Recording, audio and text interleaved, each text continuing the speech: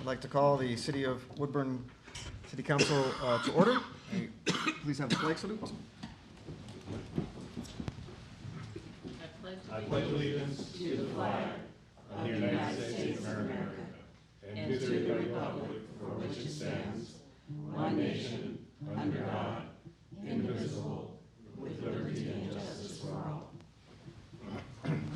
All right, thank you. May we have roll call, please?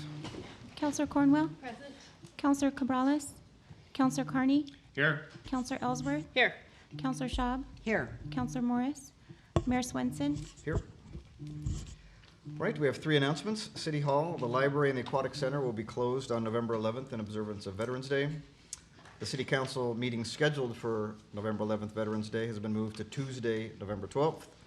And the Aquatic Center will be closed from November 11th through the 15th for maintenance projects to be completed. Our first order of business is to welcome John Zobrist, Woodburn Area Chamber of Commerce Interim Director.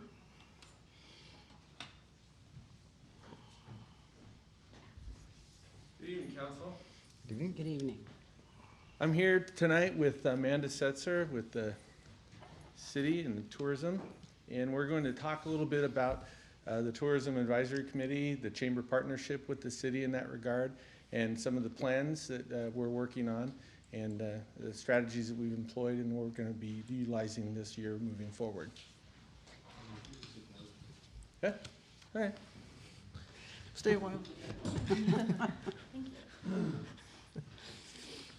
All right. Okay, so I'm Amanda. I'm with in economic development. So the Tourism Advisory Committee was assigned by City Council as a functional arm of tourism. So just like John said, we want to update you guys on what we're focusing on. So who are we?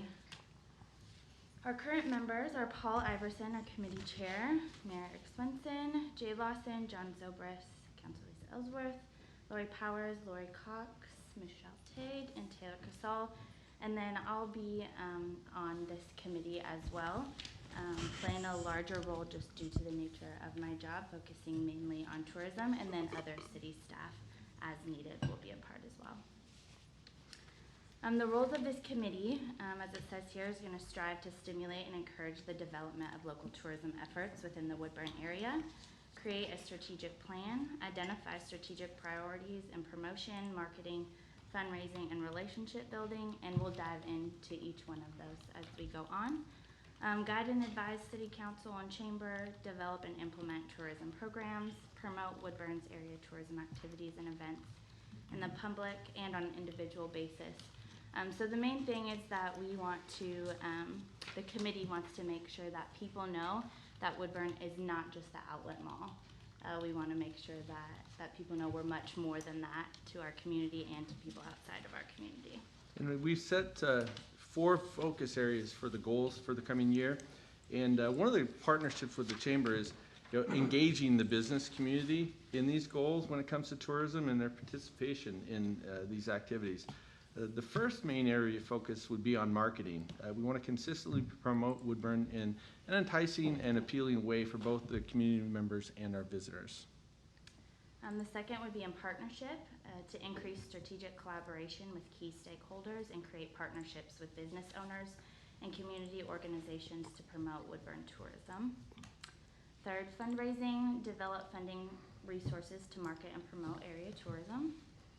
And the last is participation. We want to be able to have the community and the business community at large participate in the Woodburn area tourism attractions and events. So we started with our marketing strategy plan. The goal is to promote Woodburn in an enticing and appealing way. The idea is to bring more people to Woodburn. Tourism activities in general are about how do we attract more people here. People who would not otherwise actually stop in Woodburn or consider leaving the mall and coming over here, or if they're staying at a hotel, would they go and move around in our area and then look at some of the things. And so the idea of our marketing strategy is to convert that traffic from the mall, from other events, the Tulip Farm, anything in the area. How do we convert that traffic to have people spend more time in Woodburn? That's really the role of the Tourism Advisory Committee strategy plan. So some of our ideas on that strategy is promoting Woodburn as a great place to stay and spend time. One of the ideas that we're working on is creating day trips that start and end in Woodburn. So on the Travel Woodburn website, there will be possible itineraries. Here's what you can choose. Here's the amount of time it might take you to do these things. Setting that up and giving people the idea of, okay, well, I could spend this many hours here and this many hours there. It'd be great. And so they could set that up. And really marketing the idea that Woodburn and the surrounding areas are an all-day kind of place, not just a quick trip to the mall. Come downtown. My goodness, look at all the work downtown. We need to get people down there to see that. And so by identifying these places and suggested itineraries, we also identify how are they searching for them and how do we present that on search and how are people going to find out about that. So the execution will utilize social media, increasing our posting across a bunch of the different social media platforms, posting where they'll be seen, tag teaming with the posts. Say the mall's doing an event, we'll tag and we'll share their event and we'll do things to tag our members and get some of their people liking our page as well. There's some very specific things we can do on Instagram and some of the other social media platforms to really take advantage of those events and that traffic. Marketing materials, brochures, flyers, updating the web pages on the Woodburn travel site to match all of these things that we're talking about. And really one of the biggest things, and I think that where we have the ability to shine is, I've got a background in internet marketing and search engine optimization, and there's some very specific things that we can do on each of these sites. So if you were to pull up your phone and say, things to do in Woodburn, we show up now, but a lot of what we have is from some of our past partnerships with Travel Salem and the like, where there are some specific things that come up, but maybe not the stuff that we would like and we'd like to focus on. And we can employ methods like adding metadata, meta tags, descriptions, and backlinks to the existing web pages and the ones we create to make sure that people are showing up, those searches. And so that's one of the main marketing ways we're going to drive some of that traffic. Okay, our next point of interest is partnership. So the goal is to promote tourism with a greater impact by partnering with key stakeholders. The strategy is to increase strategic collaboration with those stakeholders, businesses, and community entities who can help promote tourism. We'll add effective stakeholders to the Tourism Advisory Committee. We want to give more people a seat at the table, more insight, have more ideas, and then identify partners that could benefit currently from our relationship with Travel Woodburn. We'll execute that by doing two specific things, which would be partnering with tour bus companies to have stops in downtown. And the idea behind that is a lot of tour buses are coming into Woodburn at the mall. So we want them to come this way. We want them to stop at some of our downtown restaurants to eat there. Maybe they're shopping for a couple hours and then they're coming down here to eat or doing different things that Woodburn has to offer. The second really specific thing that we want to do is utilize hotels to drive more visits. So we don't want people just to visit. We want them to visit and to stay. We have 3 different hotels that they can choose from, and this would also be a large area for promotion for us.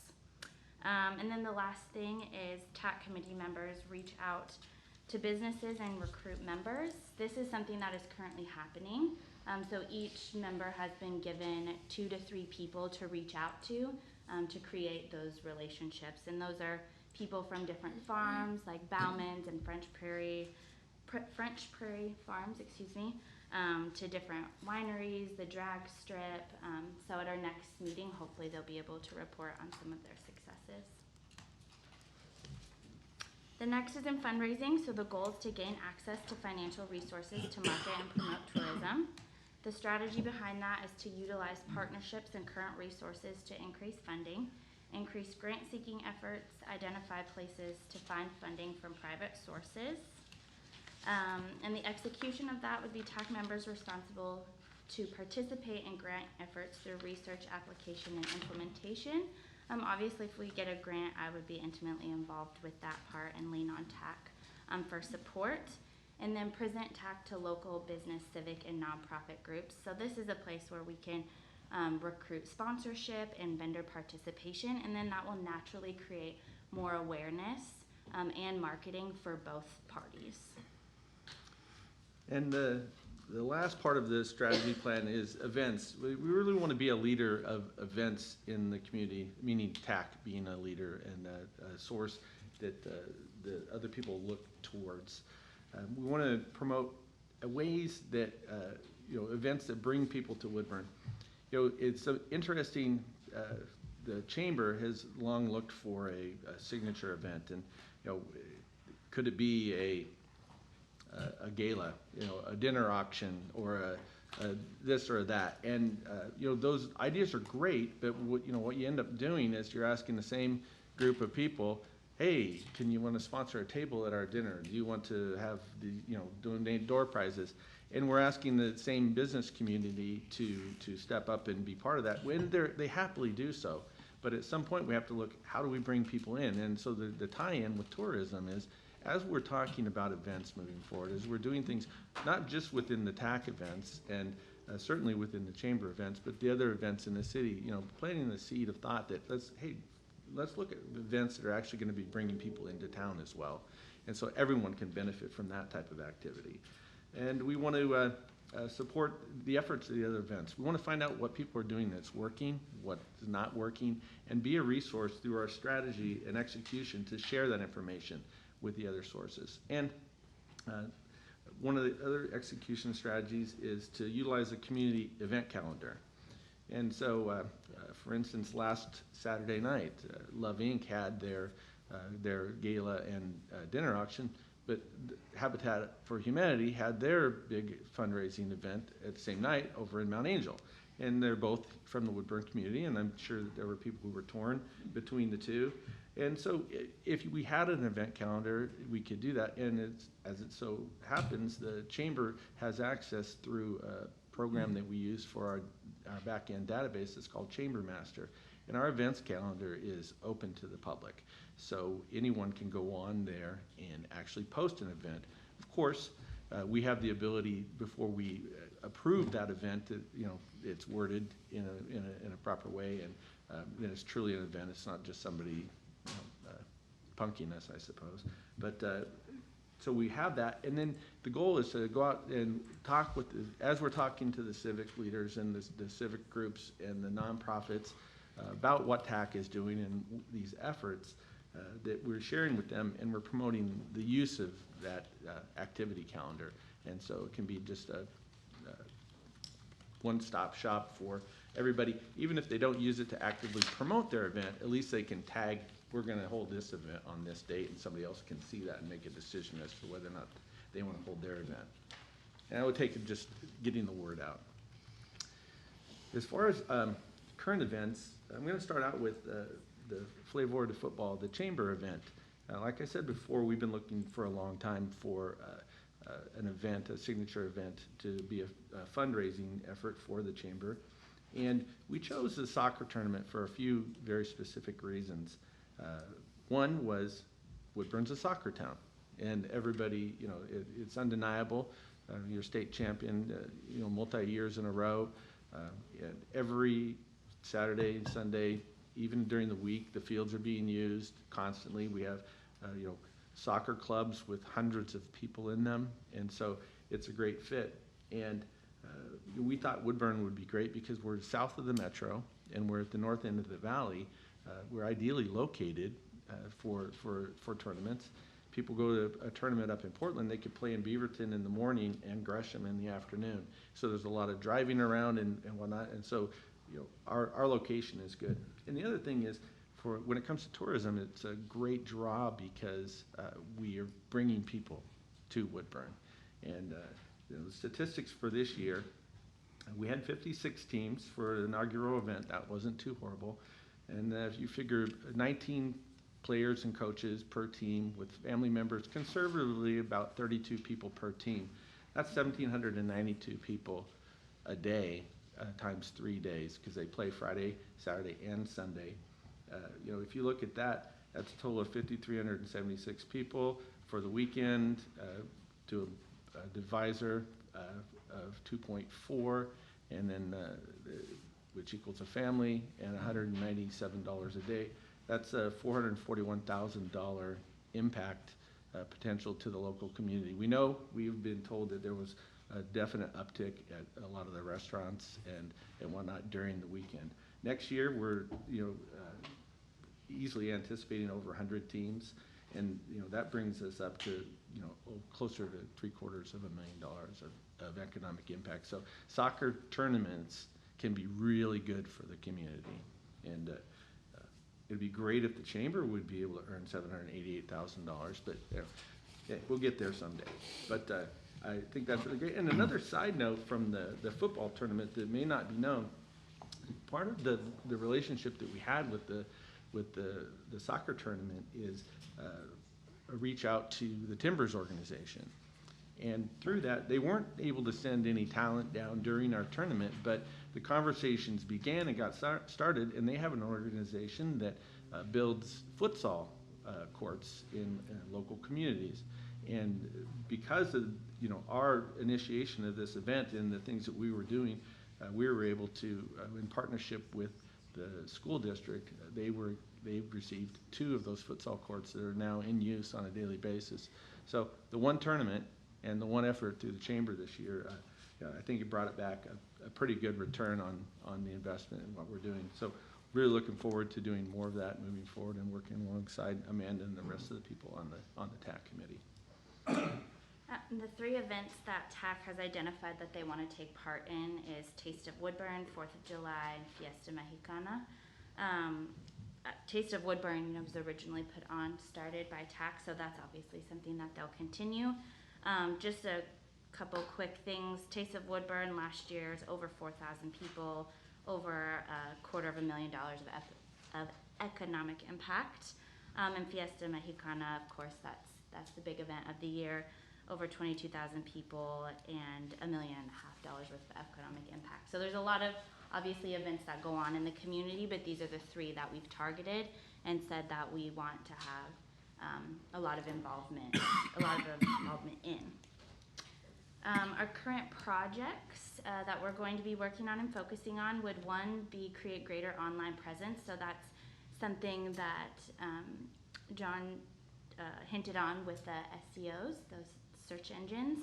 And then I will be taking the website and making sure that that's always up to date. I've revamped it a little bit, but as time goes on, I'll be continuing to make sure that stays up to date along with social media and Facebook.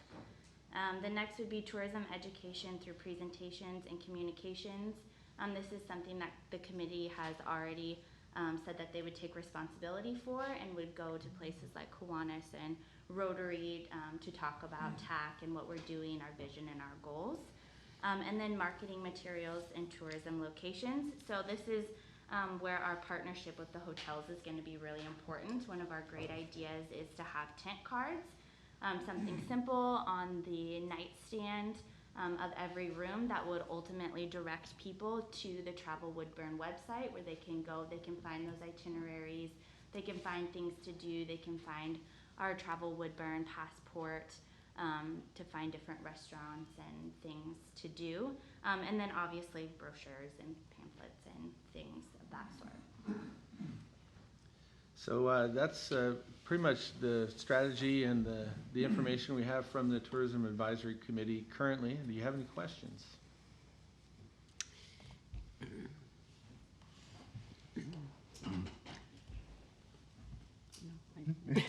I was thinking. You were thinking. I don't have a question, but just a comment. I think it's an excellent plan, Yes. and I'd encourage you to pursue it.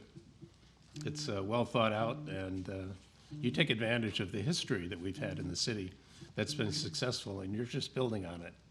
It's a wonderful idea. Keep it up. Appreciate the compliment and encouragement. Yeah, I agree with Counselor. It's very ambitious, but I think that with the talent that you have with your TAC team, I think you'll have a success.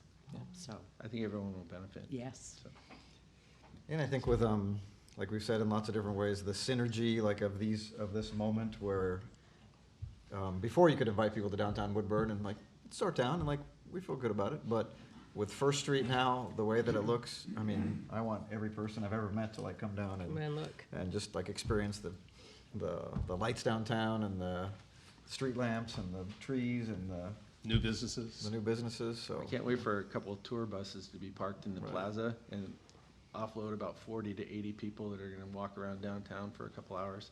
I think the people's eyes. I mean, will I'll open up. welcome them. Just part of the service, yeah. Right? Well, Well, not thank you. excuse me, you. not only that, just remember what the Arts and Mural Committee is doing. Mhm. And that'll be a great attraction, especially with the parking area and also the pocket park. So Yeah. there'll be some draws that, you know, come and take a selfie there or whatever. So that's great. Nice. All right. Well, thank you very much. both Thank of you. Yeah. Okay, the next item on our agenda is our housing needs analysis work session. And while they come up, I will apologize to many people in the audience who are here to speak on a matter that's towards the end of the agenda. So we just appreciate your patience and this chance to learn about city government while we do this. But we do have very important housing needs.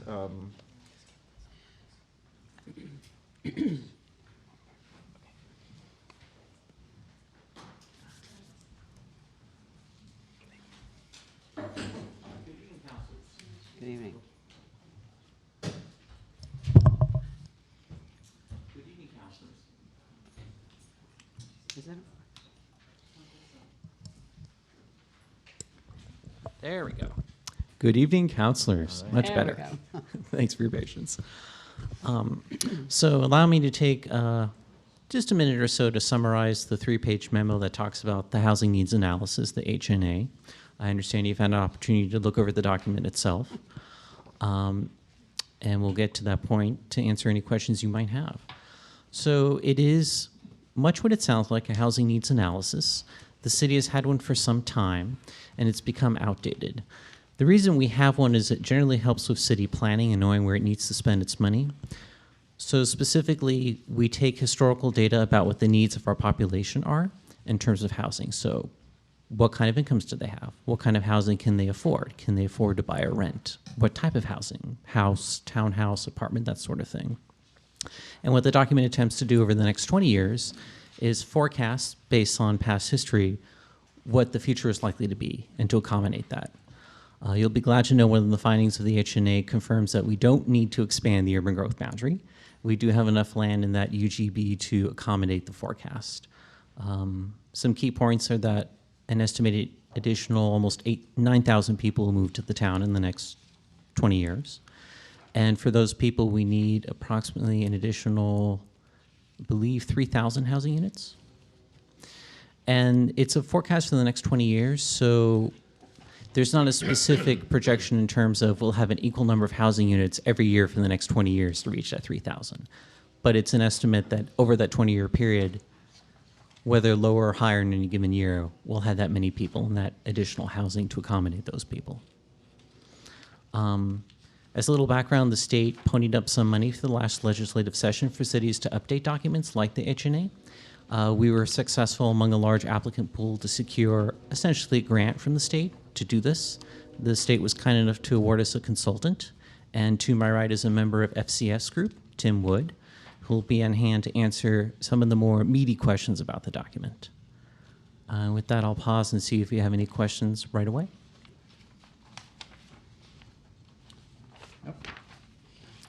Thank you very much. I'll turn it over to Tim. I really don't know that I could have done a better job of introducing the document than Colin did, so I'll let it stand. But my name is Tim, as Colin said. I got to do a lot of the analysis on this document, so I'm pretty proud of the ability to get this job done and help Woodburn out. So basically, as Colin said, it's an outward-looking document. You're looking 20 years into the future. It brings you into compliance with state regulations and allows you to apply for other grants for assistance on housing and that kind of thing. And so the state just likes to see that you've done it. So if there are any questions about process or data analysis or anything else, that's what I'm here for. excuse me, I did have a question, where they talk, it's on page 5, Okay. actually. Where it says with the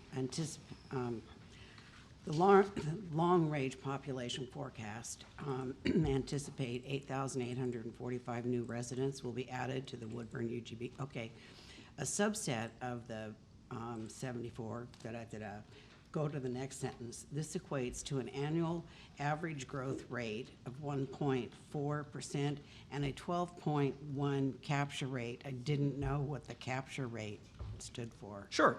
So that's just how much of that 74,892 that are going to come to Marion County Okay, are going to come to Woodburn. So Woodburn.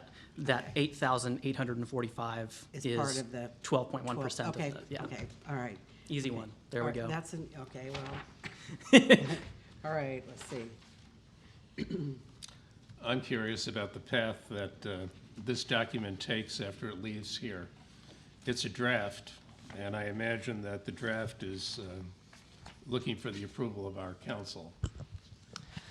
Yes, the state funded the document with the idea that the city would ultimately adopt it. And so the consultant got staff to the state where we have an adoption-ready document, is what we call it. It does have appendices. The first one, A, has some more technical information. And there's also an Appendix B, which is a bunch of supplemental items that are recommended measures. So programs, policies, changes that are meant to facilitate the production of housing, but are entirely optional. So what could be done is that the council would hold a public hearing later to formally adopt the housing needs analysis. And if it were to be so inclined, it could choose to sever Appendix B from the document. And the adoption essentially makes the document official and part of our comprehensive plan. Yeah, that would be my choice. I'm very pleased with the document. I think the document is an excellent piece of work. And frankly, I haven't found any shortcoming in it at all, looking at all the statistics. But my personal preference is that it be submitted absent Appendix B. There are recommended policy measures that you can feel free to pick and choose and select which you decide you're going to move forward into your comprehensive plan.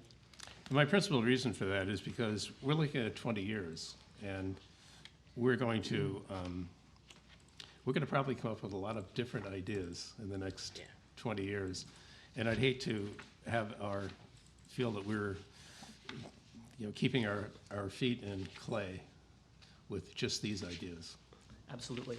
And it's important to emphasize that those are optional. Certainly, each one would be a separate process altogether because each one is fairly substantive. And so you would need to have staff formulate a best practice that's then vetted by Planning Commission and, of course, ultimately brought to council separate of all of this process. So it's just a list of opportunities that you do have in the short, medium, and long run to try and address the issues that we identified in this process. So. Thank you. Okay, so and I was looking at the same thing, some of these effective dates like December 25th. I'm going, wow, how can we really discuss this and really get to the meat of it in such a short period of time? So by eliminating Appendix B, that would take care of that. Right. Okay, that's it, thanks. So I have, on section V, or section 5, and just to double check, are we referring to section B and section, I believe it is section numeral 5 you're talking about, page 46. page 46? Is that the same section that you just spoke to? Or is it- No, No, past this, there are two appendices, A and B. So, one, I'm seeing that, we've said this before, we have a vacancy rate of 3%, which is very low compared to other communities. But you also note that 20% or 26% of renter households in Woodburn are severely rent burdened. And then we know there's many people like doubled up that are like in our neighborhoods, and any neighborhood in Woodburn, there's 2 families, sometimes 3 families. So people that would want to have a place to live or an apartment to live in, but we're restricted here in Woodburn at the moment because the vacancy rate is so low. But anyway, could you speak to to the rent burden, the 20% of, that are severely rent burdened and what that means, Len. Let me go first. Okay, yeah, go ahead.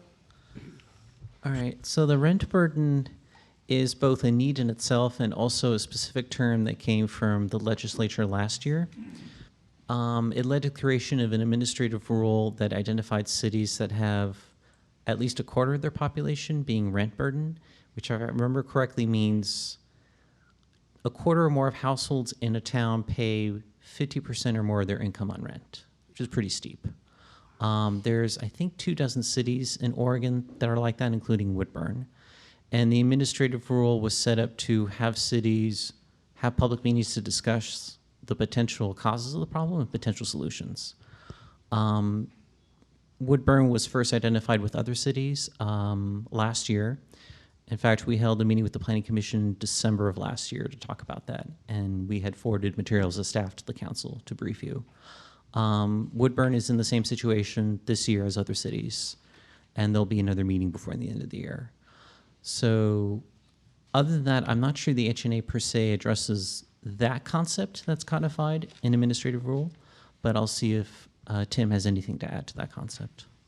Yeah, I mean, as Colin suggested at the beginning, the whole reason that the state gave money to Woodburn was because of that high degree of rent burden, severely rent burdened population.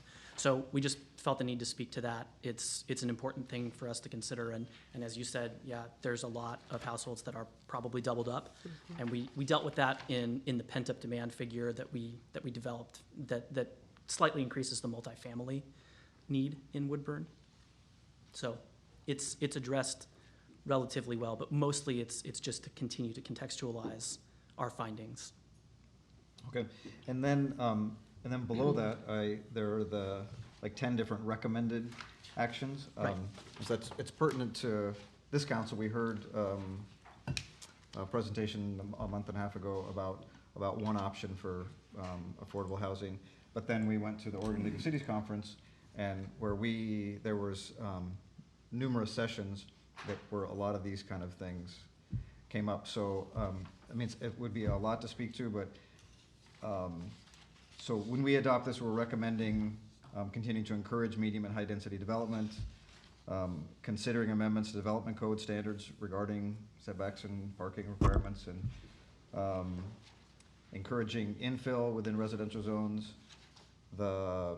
partner with local housing authorities or nonprofit housing developers to provide infrastructure, sliding scale system for SDCs, SDC deferrals, multiple unit limited tax exemption programs, consider establishing local affordable housing construction excise tax to be used to incentivize development. So this, from your perspective, of those kind of things, what are things that have been working in other communities, and why were city councils adopting them? Of course, each one is uniquely, geared towards Woodburn, and in particular, they're all there for a reason, right? I think it's important for Woodburn in particular to be focused on, again, that high density, apartment type dwelling development that I understand is coming to Woodburn, but just making sure, this being an outward looking document, do we have enough in 20 years? Just something for the council and staff to keep at the front of their heads as things go on, because as that land gets snapped up, it gets more and more scarce, and you might end up in a situation where you want to develop more multifamily, you can't. So that's the one that I think is the most important.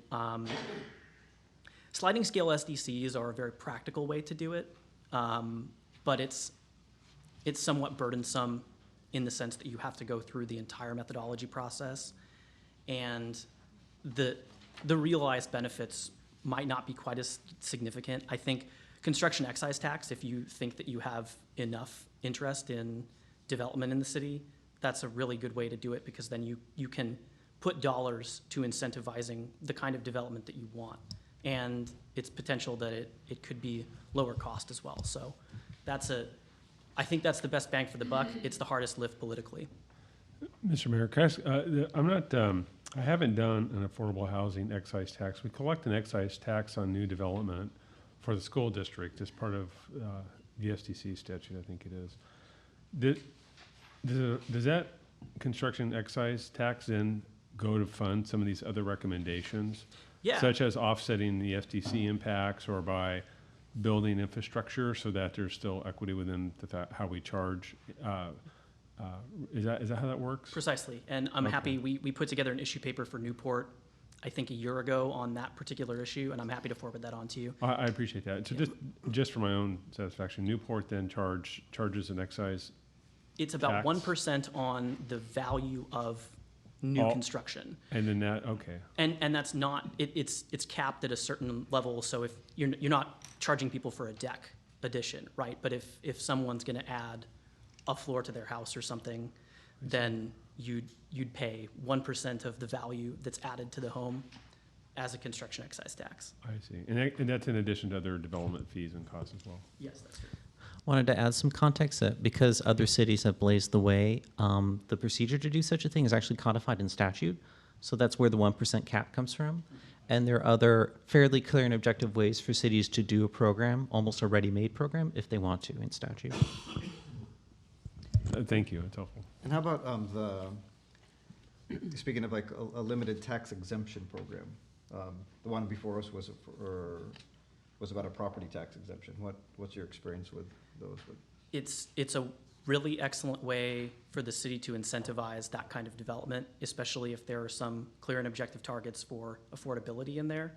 It's real simple, and it's, again, at the margins, and of course there's a fiscal impact to the city as a result of that, but if you've got a willing participant and you really think that it is on that margin as to whether or not they're gonna develop, I think it's worth it. And then, could you just speak to the word affordable? We've been bouncing that term around. Affordable versus low income. Affordable housing, yeah. Sure. In this context. Colin prepared me for that one a little bit. So affordable is what you decide that it is. In our analysis here, we based it on the Department of Housing and Urban Development median family income figure. So that's where you see on, we calculate what's affordable to families making a certain level of income on exhibits 2.23 and 2.24. That's all based on the HUD median family income. And that is page 19.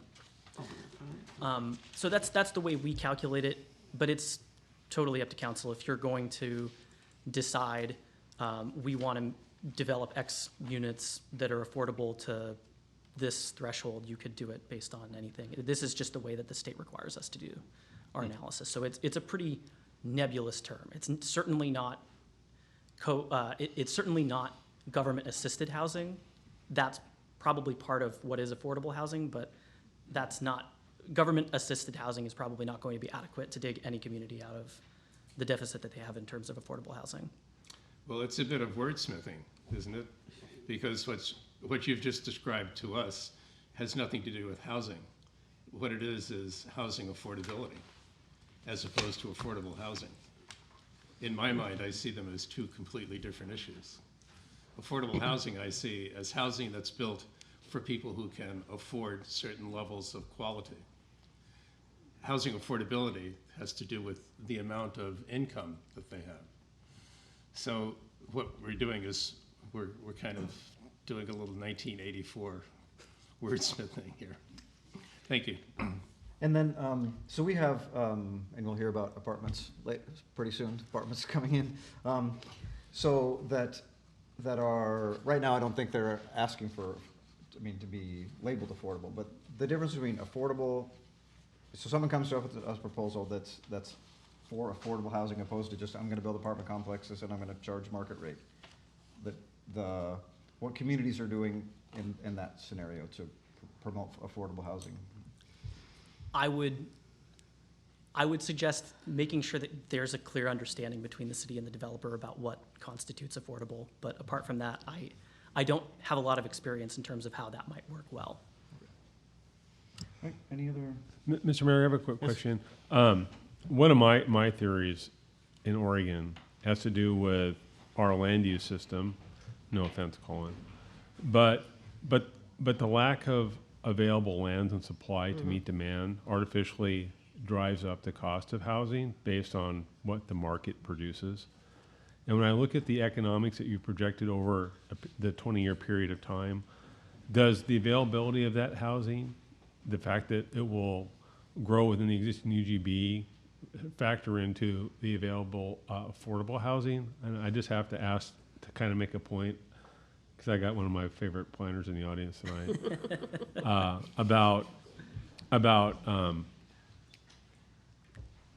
about market-driven concerns and the supply of housing factoring into the affordability of that housing.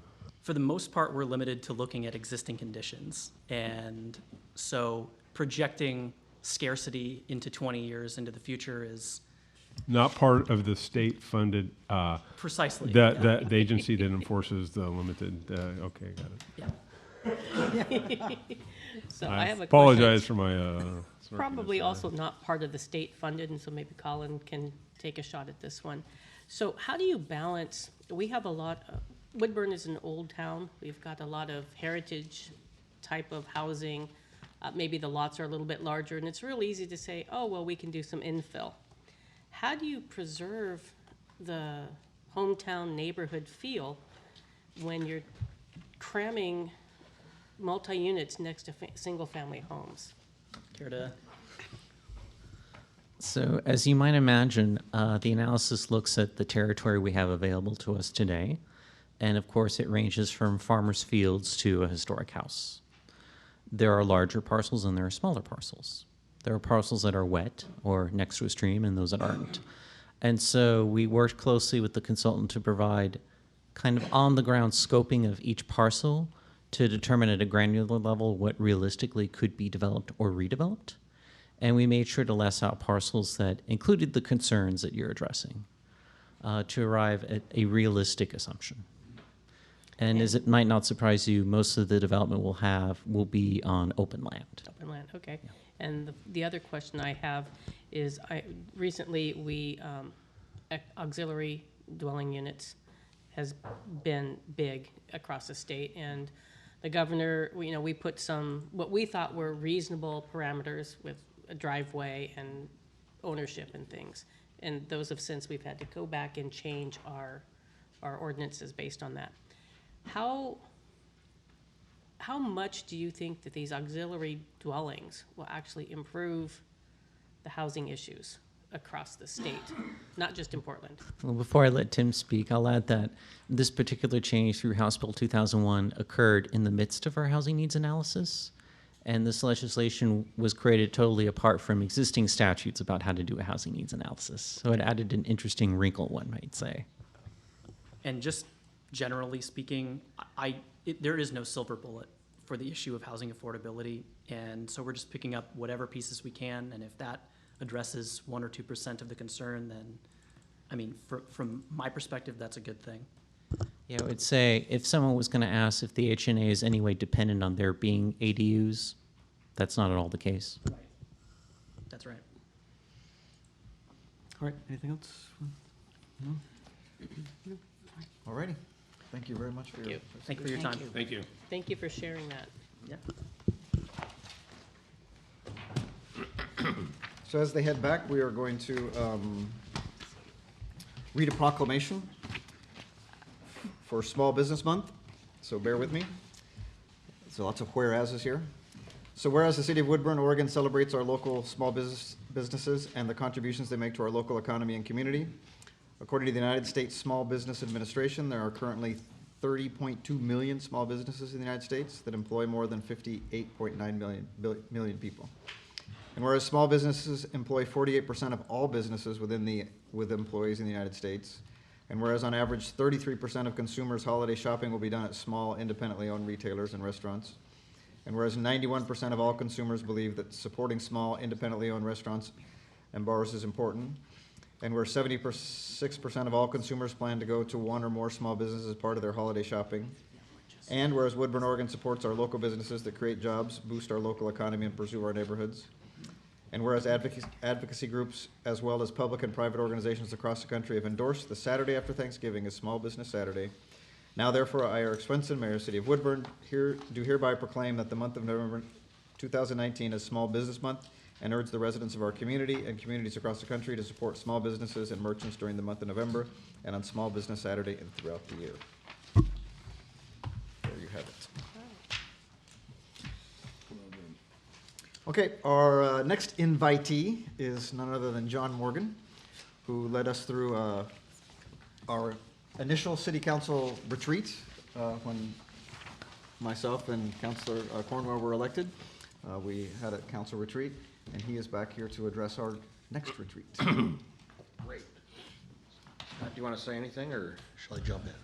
No, Mr. Mayor, a couple things is that this Saturday, the council scheduled a follow-up retreat that will include, amongst other things, an update on where we stand in our current goals. A couple changes from the last retreat. You recall we held it at the police department because this room had no walls or ceilings in it, but we'd like to maybe schedule it in the council chambers Saturday. We have a tentative time to begin at 9 o'clock. We'll have coffee here and light snacks, fruits, that kind of thing.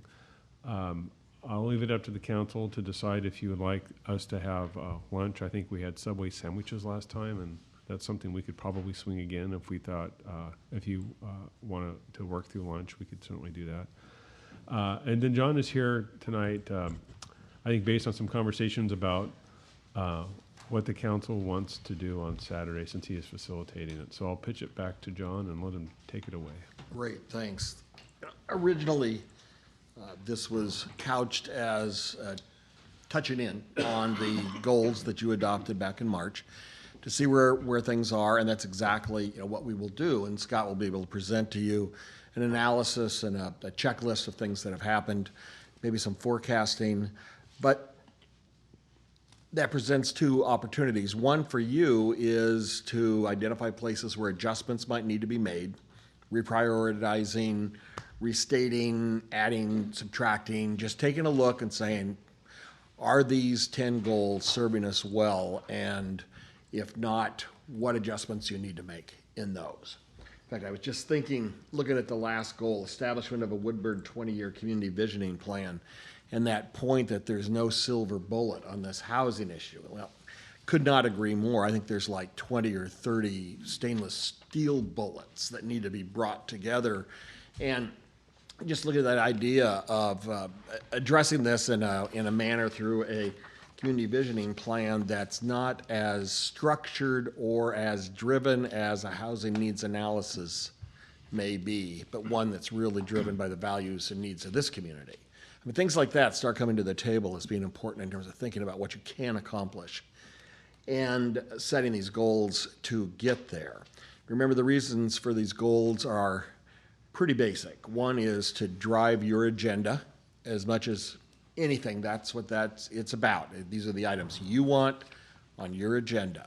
It also is the marching orders to staff on what you expect them to be working on, bringing to you, engaging, initiating in the community. And it's also a way you are prioritizing your budgets and how you want resources spent or resources gained to support this work. And then finally, it's a powerful communication tool back to the community of what you hear from the community and what you're doing and how you're accomplishing the best for the city of Woodburn.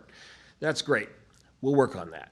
But there's time during the day to also reflect on other items that you may have and to bring some other matters to the table that maybe of interest to you other than just working on these goals in terms of things like process, relationships, Scott, whatever.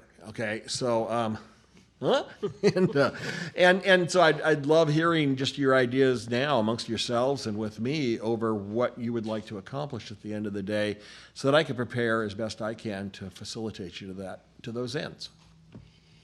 Sir? Oh, I'm going to leave it up to this gentleman. Well, we originally reached the conclusion that we needed another retreat because we wanted to deal with the flow of policies and procedures. We wanted to acquaint the newer members of the council with the methodology for dealing with policy and procedures. And I think that should take a major part of what we do during the day. Okay. Is Councilor Cabrales is not here, and she's brand new. Councilor Mary Beth is, you know, she could use as much acquaintance with policy and procedures, and I could use a refresher course, because we need to go through it in such a way that we complement one another, rather than take positions that are at opposite ends. Great. And you mentioned housing. I, for one, am not interested in discussing housing, affordable housing, or anything of that nature during the course of our retreat. Right. We've done that at virtually every council meeting we've had for the last 2 months, so I prefer that it not be part of the agenda at all. That'd be great. I agree with that. I had the opposite. Well, one of the goals that we started out with, I circled the ones that we haven't really focused on, and number 4 was develop innovative funding sources to help support the completion of capital improvement projects. And I know Jamie's always working on grants, but I just want to retouch that to make sure that we're using that to the highest ability, because I have no idea how to source money, and if there's a way. We're talking about the community center, wondering if there's a possibility of sourcing funds elsewhere than from the community. Could I piggyback on that? Yes, please. Probably the greatest challenge we have right now, in my mind anyway, is that we've committed ourselves to a community center. We've spent close to $1 million to be able to come up with an adequate plan. And we have discovered that the cost of this community center is roughly twice what we anticipated it would be. And the logic there would be that we need to find 50% funding from other sources rather than city revenue. And I think that should be part of what we discuss, how to functionally establish a capital campaign that would be able to reduce the cost of our community center, proposed community center in the future, so that we could get the $53 million that's proposed down closer to $21 or $20 million, which would be, in my opinion, probably bondable. Thank you, Mary Beth. And so I have a slightly different take than that. So yes, we've talked about housing quite a bit, but we've talked about it, and I don't see us really having any kind of strategic plan or a focus. I'd like to look at where are we going in the next 20 years, and in that next 20 years, it will include the housing, it'll include the community center, our parks, our SDCs, and I'd really like to focus on a comprehensive plan, more of I know we have a comprehensive plan, but really seeing what are our goals and how we move forward.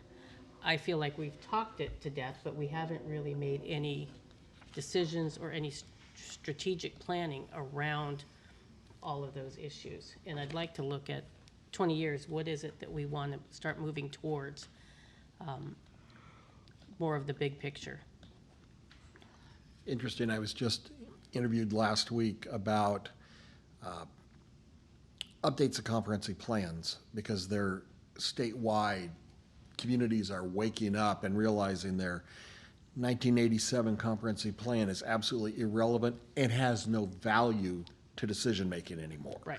And there are lots and lots of communities that are taking on, just as you, those updates to really understand goals, objectives, aspirations for communities. And the way I view a strategic plan or any of the long-range planning is when something comes before me, like a request for low-income housing to have a tax deferment, I want to be able to look at my goals, look at our plan, and say, does this bring us closer to or further away from where we want to go? And use that kind of as a sounding board to make good, sound decisions. Because a lot of things come before this council that sound like great ideas or are one-off things, and I think sometimes we lose our focus. And I'd really like to get some targeted focus on where we're going and put some thought behind how Woodburn is going to grow. One of my earlier questions was, as we were talking about infill, you know, I'm not a big fan of a nice single-family home, a multifamily unit just because there was enough land to do it, and then a single-family home. I want to have some kind of logic behind the decisions that we're making. So I'm looking for some of that strategic goal setting, that helps me make good decisions while I'm sitting up here. Well, I was looking towards just going over our strategic goals, and, you know, so we've accomplished some, but then creating new ones. And I'd like to see a strategic plan, at least an outline of one, other than just, you know, a 1, 2, 3, 4, 5 goal. Just kind of a plan, so we know what's going on into the future. Also, I think it's important to do the policies and procedures for new members, new council members, and familiarize myself again. Right. When the two of you say policies and procedures, you know, that's a term that means, you know, the book that has the policy and procedure manual, but also it's just your relationships, the flow between you, your decision-making, your decorum with each other. Is that really more the sense of what you're thinking, or is it more, Well, the process. more tangible? The process and Process? flow Yeah, You know, the Roberts rules. for Right. new council members, okay. Robert's rules. what the actual Well- path is to legislation. Got it. Anything else? Mr. Mayor? I should have had you, write it out and give it to me. Okay, so, so one, I would add to the policies and procedures, the roles. So when I first started this job, Mary Beth and I went to a session, and Phil Keesley was there and like told us how city government works and how city manager forms of government work. And we all play those different roles. So I'd like to revisit, like, what's the mayor's role, and what's the council's role, and what's the city manager's role, and the city attorney's role, like, and so, and I think that'll help us with the flow of things, what is it supposed to be. I would also, I agree with Councilor Ellsworth. I would like to have more context, not only around housing, which I think we should keep talking about because it's a major thing that people need housing. And I don't feel like that I've had enough discussion to understand the issues better. But not just when, for example, things come to the city council around nonprofits and housing and affordable housing and those kind of things, to have a context for that. But as well as when other items come to us, we've had an enterprise zone item come to us, and then we're having one I think at the next meeting. So just an understanding of like who pays taxes in a city and what groups like don't pay taxes and what groups get 5 years, you know, while they grow their business to pay taxes. That would be helpful for me to understand the context. So when it's here, I've got an understanding of our tax base and how much it is, and if a church comes and says we want to establish X, like, you know, what are the parameters for us and the percentages and things like that. Now this may be a little ambitious, but I'm also thinking ahead to our budget sessions. And so we have a little time here to maybe have some education around the budget as it's coming forward, as it relates to our, you know, to these things, but also like the 3 to 5 year thing. So, you know, we're all kind of talked about it a little bit. We have this much now, and we're paying off this, and we're, you know, finishing that. So that may be a lot to ask, but. Okay, so we start at 9 Saturday and we'll be done by 4 Sunday. That's right. Well, there's nothing wrong with talking about tax distribution within the city. I think that's a good idea. But I don't want us to forget the fact that we have just completed this housing needs analysis. We've just discussed it in great detail. And we've just taken a look at the draft and said, this is really good. And frankly, I don't think we should keep beating this thing with a stick. I think that we know where we're going on housing. We have the land, we have the properties available. The market is acting the way that we would wish it to act. And I don't think we should have it as part of our agenda during the retreat. I think it's going to be a monumental distraction. And I for one, don't want it to be part of what we do. Well, I'm not going to make that decision for you. So, And we have two councils. Yeah, and so, and my piece about the housing, is the findings and recommendations that are here.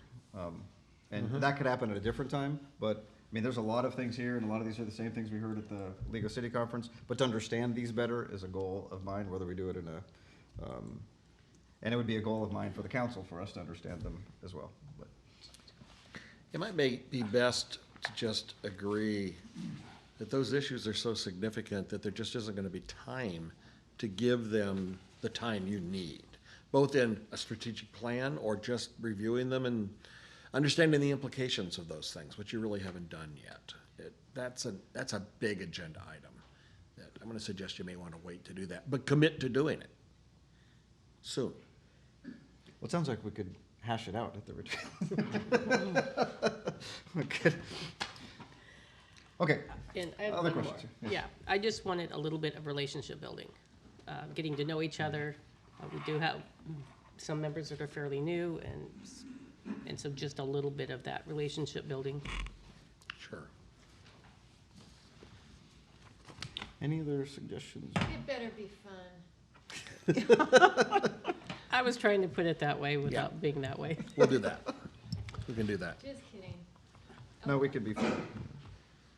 All right, anything else? Terrific. John, do you think you have enough to put together an agenda? I'll be talking to you tomorrow. We'll sort this out. Yeah, basically, I mean, the sense that I have, let's just see if this fits, is that we'll start with that goal review. It seems, and then move into the rest of this afterwards, but start with the, yeah, maybe it weaves together somewhat. We can sort that out. So, yes on lunch. Got it. All right, we are trusting you, Gar. Okay, good, thanks. Thank you. Hey, it's my first time in this room. Nice. Well done. Nice work. Thank you. Well done.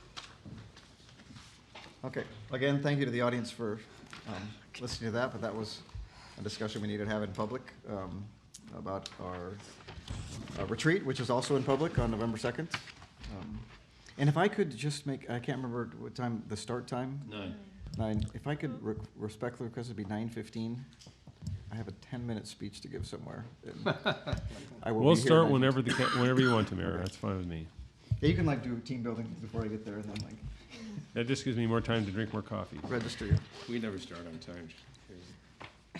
Okay, well, next we have business from the public, but hold on for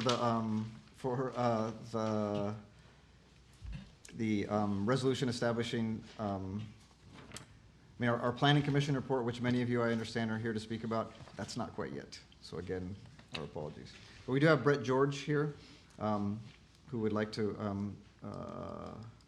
speak in support of adopting our HNA. Hello, Brett George from Missoula, Montana, here just in general support of adopting the HNA. I heard you, Council Member Carney, you talked about how great the report is, and I agree, it's a really good report. And you talked about adopting the 10 or so recommended measures. You know, frankly, from sitting here, when I see that, I think, well, that's great adopting those measures, but unless you do something to make those measures so they have some teeth and actually encourage some development, then it's really just adopting a document that doesn't really. Could I ask you what kind of measures you're talking about? Well, sure. So the appendix B that you suggested taking out, I believe it has like something like 31 measures. Some of them I agree with are good for developing affordable housing, or workforce housing, some people call it. Or housing Some of them affordability? I don't necessarily agree with, but there are a lot of well thought out measures there that I would encourage you at some time, and I understand you probably have talked to this about with a lot of in-depth conversations and beat it with the stick, but unless there's changes to your development ordinance, then it doesn't really help housing, in my opinion. That's. I guess you don't have an awful lot of confidence in the market. I do have a lot of confidence in the market. Yeah. Good, I'm glad. Yeah, thank you. So what is your investment with Woodburn? Well, my interest is actually doing a housing development south of town, across from Bruce Pack, that I've been talking with the planning department about, and we're looking at doing a development there.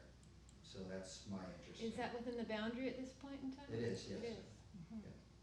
Could I ask you a question since you're so involved in this? Yes.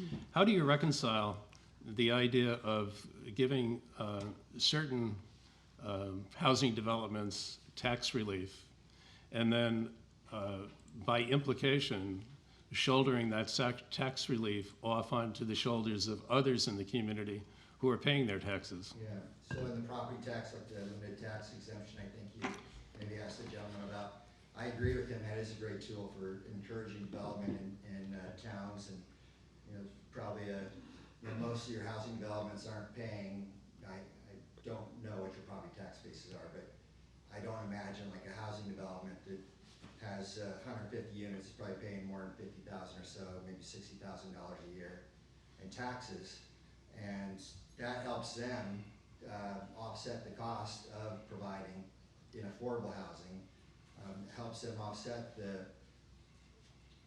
costs that they have that they can't cover by rent because their rents are restricted. And yeah, is the community helping to pay for that? In a way they are, but it's also a benefit to the community in a lot of other ways. But don't you think a more equitable way to do that would be for the community to vote on it? It would, it could become a bonding issue. Yeah. The community could very easily say, just like we pay for schools, we're also going to vote to pay in some way for this tax relief for people that may want it. Yeah, I think there are communities in Oregon that probably do have one-time votes where they do select different properties or projects they want to support. I don't think in Oregon it's used very much, but I can definitely see your point there. Well, thank you for your passion. Thank you for your time. Thank you, sir. Okay, so we are now moving to the consent agenda. I'm going to ask the city recorder to read the items aloud. The items on the consent agenda are as follows. The Woodburn City Council minutes of October 14th, 2019. The Woodburn Planning Commission minutes of September 26, 2019. Community Center Advisory Committee minutes of September 19th, 2019. And crime statistics through September 2019. All right, anyone like to pull any of these exciting items? All right, hearing none, this requires a motion and a second. Mr. Mayor, I make a motion that we accept the consent agenda as presented. Second. All those in favor? Aye. Opposed? The motion carries. Now we are going to move to general business, and there's not a staff report on this, but so I'll just speak to it briefly. The issue is, it will be Council Bill number 3111, a resolution establishing the City of Woodburn's 2020 U.S. Census Complete Count Committee. I've been to a number of sessions through Marion County and in the Salem-Keizer area, and with the state of Oregon, and they're encouraging communities to establish complete count committees, and there's lots of other organizations that are involved in these, and this would be a central place for them to be involved. And the point would be to galvanize our community as much as possible to make people aware of the census and encourage them to answer the census. Any questions about that? Is there a cost to the city? Not that I'm aware of, Counselor. I am going to ask Tommy to staff the committee, given his communication expertise, to help with that, but nothing just real Just staff overt. time? Right. Okay. Staff time, maybe a few flyers and stuff. Okay. Okay, would you like to introduce the bill? Mr. Mayor, I'd like to introduce Council Bill number 3111. Council Bill 3111 has been duly introduced and is a resolution, and as such requires one reading, and may we please have the reading by title only? Council Bill number 3111, a resolution establishing the City of Woodburn's 2020 U.S. Census Complete Count Committee. All right, any discussion? All right, may we have a roll call vote? Counselor Schaub? Aye. Counselor Ellsworth? Aye. Counselor Carney? Aye. Counselor Cornwell? Yes. Council Bill 311 has been duly passed. All right, we have our Planning Commission call-up briefing. Thank you. It's Mr. Kerr. And following the presentation, for those in the audience, this will finally be your chance to speak to this. Thank you, Mr. Mayor. Chris Kerr, Community Development Director. It's the first time I've given an actual kind of a presentation and discussion about a call-up item, but I just thought I'd make sure everyone's up to speed and understands sort of what the process is and what these are. You see these a lot on your agenda because what happens is under our code, when a planning commission decision or frankly a planning director decision that I make at the staff level is made, we forward those up to you on an agenda for potential call-up, for you to be able to call them up, and that means you would have another hearing on the item and take testimony. We would do notice to people with standing, and the decision of in this case, the planning commission would eventually come back to you for you to make a final decision on top of it. It's very much like an appeal, but slightly different. You would be the one sort of appealing a planning commission decision. I could talk a little bit about the details of the project, but I want to tread lightly a little bit because it'll be important that should you decide to call it up, you would have a public hearing, you would be taking testimony. There would be opportunities for, say, the applicant to come up and testify and provide evidence and do all the things that they need to do. This is not the forum for that, and it's not intended to be the forum for that. The purpose here would be, if the council so choose to call the item up, you could do it via majority vote. I would schedule it for a hearing. I believe it would be November 12th is the time I could get it on a hearing, if so. And we would actually have a public hearing, just the way we do at the Planning Commission, and bring it forward. And this is the project that's off. This is the multifamily apartments that were approved on the east side of Pacific Highway. This is just south of the Choose Building, north of Al's Garden Center.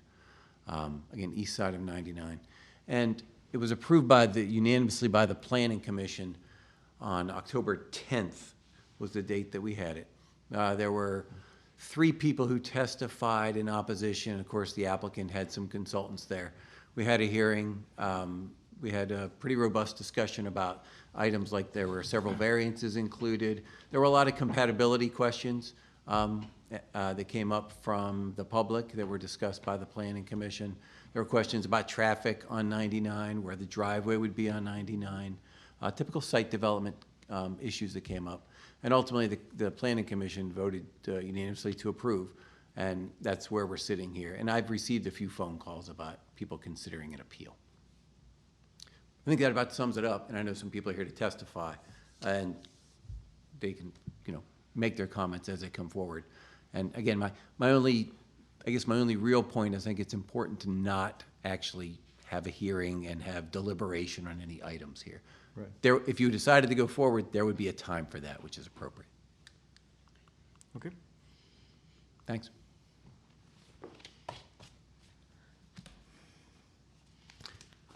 Do you have some names of people? Yes. Oh, very good. Okay. Okay, so there's 5 people who would like to speak, so I'll just call in order. Fred Muryavyov. Just state your name and address and...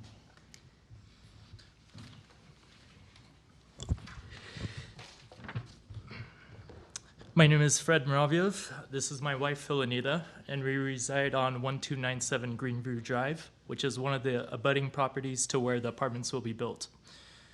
Thank you for allowing me to speak today. My hope is that the council will conduct a review of the design of these apartments, as the existing neighboring residences seem to have been overlooked in the parts of the planning. To give a brief history of my own situation, our family has owned the property I live on for over 30 years. As I grew up, I remember seeing the changes happening with the lot behind the house over time. This is, of course, between Al's and what was Choose Eatery. Fast forward to the present, I will be purchasing this house from my parents before the first addition to my own family comes here in a few short months. Congratulations. Thank you. I know what this lot was supposed to become, and I know the 6 residences sitting at the back of it have been spoiled with it being empty for so long. I've been prepared for something to be built on it. I expected that. What I didn't expect, though, is that on the 6.5 acres of land, a 3-story apartment building is set to be built 10 feet away from the back property line that's shared with the existing single-story residences. Out of all the different layouts that could have been, that is the one that was approved. During the Planning Commission's design review meeting, I testified in opposition to the building closest to the back property line due to its height and proximity to the bordering residential properties. I argued that several of the residents' privacy and quality of life would be negatively impacted. Our property values will also take a hit with the current design. In fact, that one apartment building would nearly block the entire backyards of two of my neighbors, both of which are here today, and I believe will speak also. You see, the only barrier planned in between is a species of arborvitae that may grow up to be 15 feet tall. This will not be sufficient in blocking the third-story windows and overlooking balconies sitting above the maximum shrubbery height. This will not block them from getting an unabated view of backyards and bedroom windows. The backs of our homes will start to resemble an arena, rather than a place where families can play, relax, without always knowing someone could be easily watching them from the comforts of their newly built home. I'm not trying to make the Planning Commission the bad guys here. In fact, they've actually been very helpful, and Colin included. I'm also not fighting the apartment complex as a whole from getting built. I can tell there's a lot of excitement to put this empty lot to use, but I'm afraid in all this exhilaration, the consideration to the existing residences has been forgotten. During the design review meeting, my concerns of building height were dismissed with a short statement that it was allowed in the zoning. It was even suggested that the residents themselves grow trees in their small backyards instead. The problem is if we did this, then a significant portion of our backyards will be dedicated to creating visual barriers that will enshroud us in, where we will have to wait many years for those trees to reach the required height to give us privacy. These future three-story apartments would be so close to single-story homes and are within the zoning rights. But with this picture in your head of how this would be laid out from our side of the fence, would you want this in your very own backyard, much less 6 families who live in the community? I ask that the council takes the design review into further review where changes can be made so all of us neighbors can live in harmony. Thank you once again for allowing me to speak today, and thank you for any consideration that may be given towards this. Thank you very much. Thank you.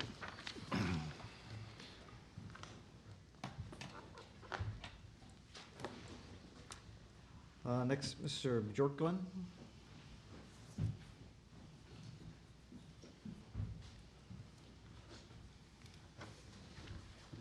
Hi, my name is Ulf Bjorklund, and I'm a neighbor of them. I live at 1281 Greenview Drive, and I'm not going to repeat everything that has already been said. But apart from affecting our quality of life and insight and property value, it will also affect my freelance work. I work as an audiobook narrator, and the disruption of my work will be quite. It will be quite a lot of disruption to my work. I mean, I actually have a suggestion that I thought of. If you want to look at it later, you can, to move the clubhouse and business office that is now at the front of the complex to the back, where it will be a one-story building that will now be abutting our house, and it will avoid the insight, and it will lower the noise level.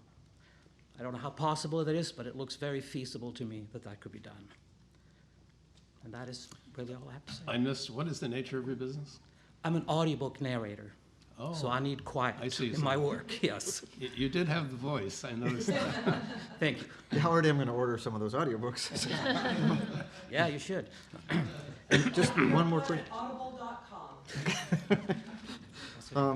So your idea was the clubhouse and the what? The clubhouse, as is that it listed on the plan, is now situated by the road. Mm-hmm.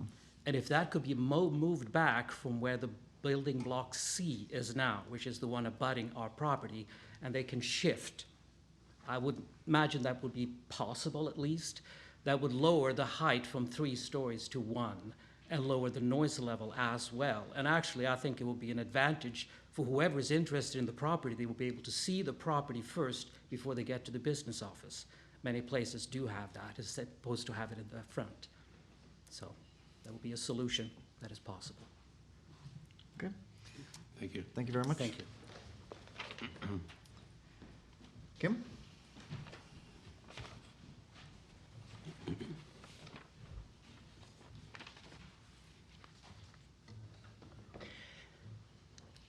Thank you for the chance to speak. Unfortunately, I was unable to attend the previous hearing due to my work schedule, so I appreciate the chance to be here now. I would like to speak in support of my husband's idea of the possibility of shifting the design of this complex a bit to preserve the quality of life and the property values of the single-family dwellings on Greenview Drive. I don't know if you can see here, this is Building C in the red, and we are here. The 10 feet distance from the property line, if the back of these buildings, as I understand it, will include balconies, which means that from about the space from myself, if I were the property line, to Mayor Swenson, 3 stories up, we'll be looking down. The arbor vitae that is proposed, depending on variety, if they choose emerald green, and we don't know what they're going to do, 15 feet is about as high as it's going to get. That 3rd story is not going to be blocked. There will be no sound reduction. Anybody out on their balconies, particularly in good weather, will be able to look directly down onto our property, into the bedroom windows. We would like to see the plan ameliorated or changed, a bit of compromise, just to preserve the property value of the houses that are already there. We've lived there 10 years.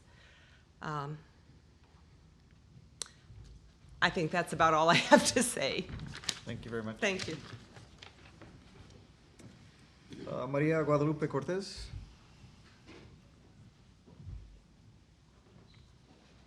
Maria Guadalupe Cortez. No? Sandra Camacho.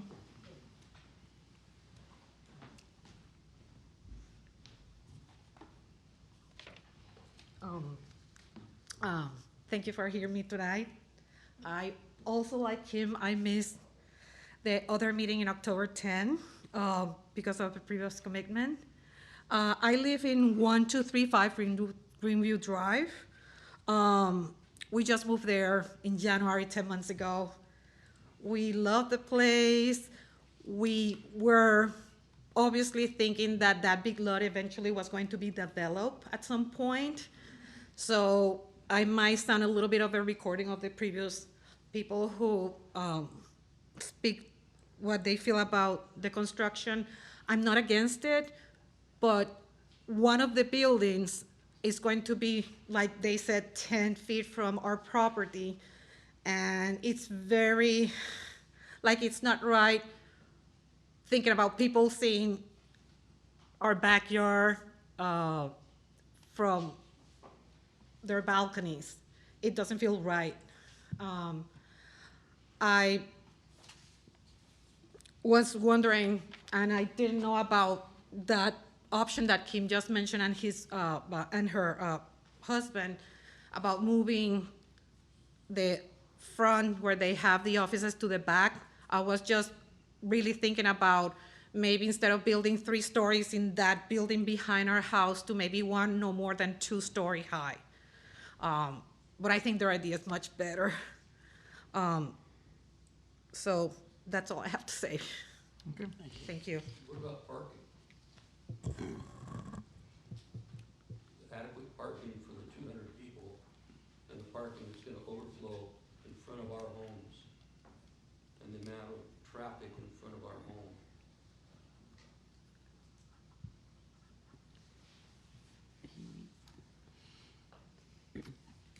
What's his name? Hey, would you like to speak or maybe ask, I mean, Well, I didn't fill out the card, we didn't. You're fine. But I would like to address that. If you could ask, I mean, we don't have the answers to that question, but maybe generally in parking and. If he would like to come up and testify, otherwise. Sure. Oh, sure, there we go. My name's Craig Ronshausen, and I live at the same address as Sandra. Like she said, we just moved in beginning of the year, and we very much like it here in Woodburn, and we very much like our new house. We were hoping this was going to be our last move. The amount of congestion that's going to be in the road where we live, and the amount, not just parking, but traffic, is going to be extremely high. There's a new apartment complex, as you're probably well aware, going on just down the street, right at the beginning of Greenview Drive. So now there's going to be a new roadway through there. So there's going to be a loop right there. right next to the park where all the small children are going back and forth, kids play. And we've got 200 households going in there. What is the parking going to be for the households that are there? Because it looks to me like the overflow is going to be right in front of our house. That the property value, the livability, I mean, obviously, if that were the situation when we looked at the house, we would not have purchased the house. Our resale, whatever you would consider, whoever does the calculations on value, the difference between value and sellability is extremely real. So what's going to happen, or what I foresee happening, or what I'm afraid of happening is, as everybody's talking about affordable housing, our value is going to be inflated, but our sellability is going to be diminished. We're going to be trapped in a house that we can't afford to get out of. I'm a Vietnam veteran, I'm disabled. We don't have the money. I'm a disabled Vietnam combat vet, and we don't have the money to make these kinds of changes. This is a very, very real impact on our lives and the lives of the people around us. There's a lot of people that, English is a second language and they don't understand the complexities of what's going on. The people next door to us, it's a second generation living in that house, and they're proposed to, through eminent domain, take that property, demolish it, and put a pathway through there to the park. They don't even understand what's going on. There's some very real public hardships. There's some very real personal hardships that are going to impact the people on Greenview Drive. Having the apartment building from 10 feet, from where you're sitting and where I'm sitting is probably 13 feet. Our backyard from the house to the property line is probably maybe 15 feet. And so you're looking at not only blocking out the light, blocking out the sun, and blocking out everything that we have there, but the backyard will literally be a place where we're under the microscope of whoever is back there. So everybody's aware of that, but I'm very concerned about all the other things that are going to be happening with 200 households there. What are we doing for security? Everybody's talking about affordable housing. Nobody has said how much are these units going to go for. What does affordable housing mean? What does that mean for me and my property and, the security of my property, myself and Sandra? So these are all very, very real issues that affect us individually, the property that we have. If there's a big necessity for this to move forward, then I propose the possibility of allowing the people in the houses where we are to be compensated the value of the property. So if they want to buy that property and they can use it for rental or whatever they want, and we can get out without losing our butts, quite frankly, excuse me, then that is something that I would like to explore. But the way that it looks now is, our property value will be accelerated. The sellability of our property will be extremely diminished, and we're trapped in a scenario where we can't get out. And that's just, there's no other word for it but wrong. Thank you, sir. Okay. I don't think you can walk away from this thing politically. Okay. So our options are? And I just want to, and it's worth being clear sort of, because it feels a lot like testimony coming before you, but it's important to note that there was a planning commission held. The planning commission considered their items that they had in front of them. There are several variances. They're outlined in the memorandum that I gave you that were requested by the applicant. Conditions of approval were applied by the planning commission after taking testimony and doing a public notice. I don't want you to think that the decision was an easy one for the planning commission, that they didn't think about the kind of issues that you're hearing here. That's their job, and that's what they did, and they came up with a decision. I think that the issue here before the council is whether or not you think that that particular decision rises in terms of the overall public interest to the effect that you want to call it up and hear it yourself. When we talk about options, option B is anyone withstanding has the opportunity to appeal a decision of the planning commission meeting. But it's worth noting that, again, I've heard comments and questions from some of the people who had even testified here, who are considering it. They thought about it, and I will say to their credit, there's a significant application fee to make that submittal. And just to be fair, I know that that's a concern for them, for a application that we made by someone withstanding. I just want to lay out a couple of the facts about sort of how we got here. Chris, there was a planning commission. I have another question too. Yeah. It's been a while since we've had a call-up. So would you talk a little bit about what a call-up hearing would contain in terms of what the hearing is on? It's not on compelling public interest. It's on criteria outlined in the development code. And so could you set some idea about, should the council call it up or should it be appealed and the hearing is held? What is the scope of the hearing and the purpose of it? What is the legal restrictions placed upon the city in terms of considering this matter? I think that's important to call out too. Right, so your task is going to be exactly what the planning commission's was. You'll have to apply our WDO, you'll apply our standards that we have. This particular property is zone commercial. It's actually zone GC. So there's permitted commercial uses that are allowed there today. Also, at the point in time when they applied for their submittal, multifamily is a permitted use. The building heights that are proposed meet the code requirements. The setback meets the code requirements that we have under the code. Those weren't variance applications. One of the variances had to do with the wall that's required there. The applicant proposed not to put in a wall and to put in different landscaping in lieu of that wall. And the planning commission, after deliberation, made a determination that they thought that was an appropriate variance to grant.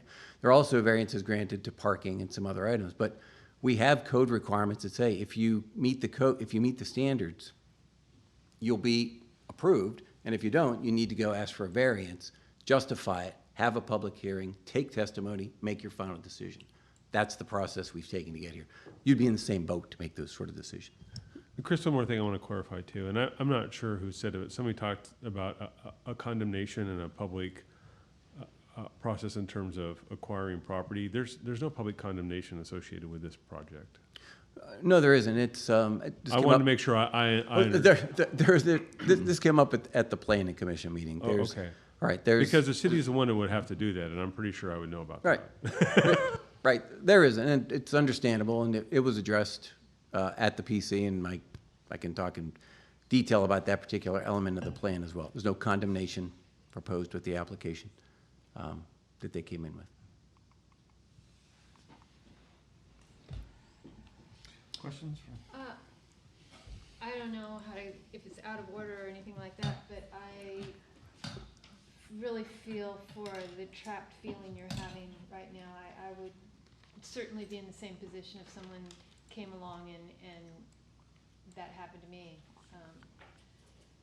But I like the redesign idea. I don't know how to move forward to try and question the builder if that's possible or not. I may be totally out of order to be saying this right now, so I don't know. That's why we're having a training on Saturday. So that's.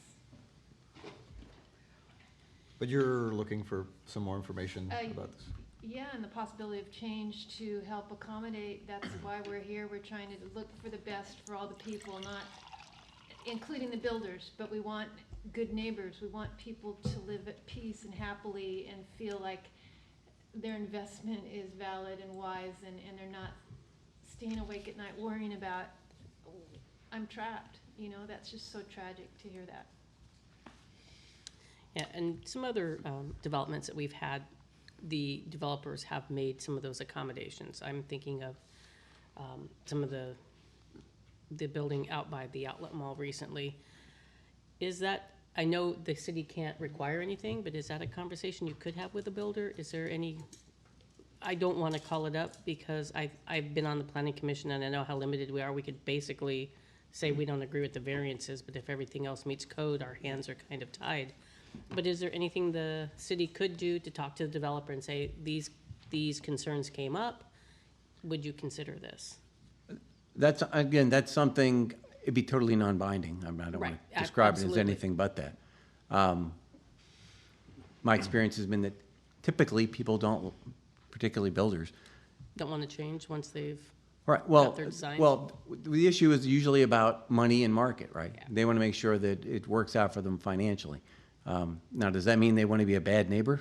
No, because then they're going to have neighbors who are upset at them, neighbors filing complaints against them, and you get into, all kinds of things that can drag things out for a long way. My experience has been that they're certainly open to reasonable suggestions from neighbors, because they do want to be a good neighbor for that reason. Now, again, I'm not going to say that they're not going to look out for their bottom line, just like everyone else does. But this might not make a huge difference. Right, and I don't know, it's the first time I've heard of it, and I'm sure they haven't heard it either. I have a comment. I've heard two things tonight that move me. The first is that at least two people who spoke tonight said that they were not able to make the meeting where they could afford to make the plea before the planning commission that they made before us. The second thing is a direct question, Chris. Why did the planning commission agree to not go with a wall and instead allow them to put in shrubbery? Well, the thinking had to do with, the discussions had to do with the impact that a wall has versus a softer vegetation. So the proposal that came forward had to do with, we have landscape requirements, sort of a plant unit type that you have to have on all different sides of the property.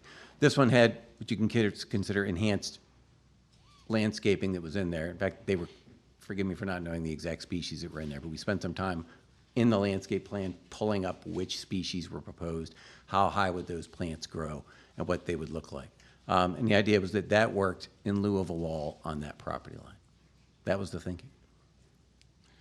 Well, we've heard tonight that the wall appears to be a solution that satisfies the majority of the speakers tonight, aside from some of the extraneous things that were brought up by the last gentleman.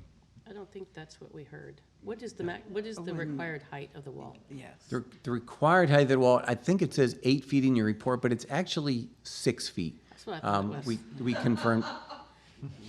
So the arborvitae is at least a little taller. So the arborvitae is like taller. Right. Yes. So we're not talking about a wall that would have blocked the third floor. No. We're not talking about a wall that would have blocked people dropping their ashes into some of these. These are our backyards. standard, what we call, they're called architectural walls, is what we call it here. So what we're talking Block about is a standardized wall. It is. Again, without getting into a lot and deliberating without the applicant here, I really want to be, this is being as respectful to the people who weren't at the other meeting to say the applicant's not here to have that discussion here. So you shouldn't have deliberation about their particular case, particularly if you're thinking of calling it up and essentially putting the planning commission approval on a stay and reconsidering it. I'm just giving you kind of the facts of what happened there. That was subject to a variance request. That variance was approved by the planning commission. Mm-hmm. I understand that. Okay, so sticking to either questions or, Oh, my question is, I'm told here I'm not supposed to call it up. And that's what I'm hearing from you. Right Well, here it says, staff recommends no action. And so if I'm confused Oh, on this, no. I think we do need to make possible changes to be the leaders of the community that we're here for, I apologize if that's not clear. That's just we don't usually recommend that you call up every planning commission decision. We don't have any reason for you to call up this particular planning commission decision. We've never recommended you call up a planning commission final decision. That's all. It is within your purview and prerogative to call it up with a majority vote. That's why we're here. I have a question for you, though. To what extent do we have the power to be able to instruct a builder to redesign his plan? You would have to base it on code criteria. On what? Criteria in our code. In the code. Code criteria. That's correct. I see. I think we have a question from the audience. My name is not on the list, but I will add it. I have one question to the council. How much weight does a city ordinance carry? It has the power of law.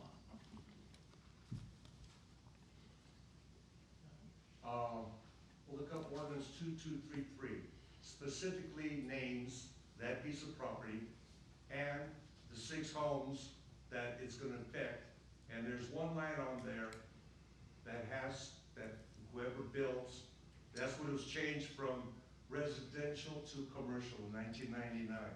That piece of property, whoever builds on there has to have, respect to privacy and shade.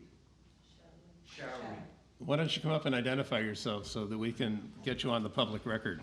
And I will put my name. My name is Alex Moravia. I'm the owner of the property mentioned over a dozen times in that ordinance, and not actually the ordinance, in their plans of building this residential project. My house is named as the future roadway. That means one of these days, somebody's gonna come to me and says, we want your house, and we're offering you X amount of dollars for it. And nothing's ever been mentioned about that, too, because it has nothing to do with them. It has something to do with you. The city was gonna buy my property. But like I said, that in that ordinance specifically mentions those 6 homes that half the residents are here, that live there, that the project, whoever builds on that commercial property has to refer to privacy and shadowing. And 45-foot building causes quite a shadow. Thank you, sir. Thank you for bringing that to our attention. How do we investigate that, Chris? Well, I guess the first point is it's not a 45-foot building. I would say that this issue was the issue of the road improvement and where a future this idea of condemning property and where future roadways would go. That was discussed in detail at the Planning Commission meeting. It was raised by that gentleman at the Planning Commission meeting. And the final issue has to do with a separate ordinance. That's an ordinance that talks about when the property was rezoned. Rezonings are adopted by ordinance in the city, every city. What it talks about is the fact that when the property, at the time there was no specific site plan development proposed. And it says, when a site plan development comes in, here's the things that the city shall consider as part of that process. And that's what we're doing. That's what the design review process is. Councilor Schwab, do you have any? Well, my concern is that it's not a concern. I mean, from what I gather, all of the requirements, all of the ordinance, everything was according to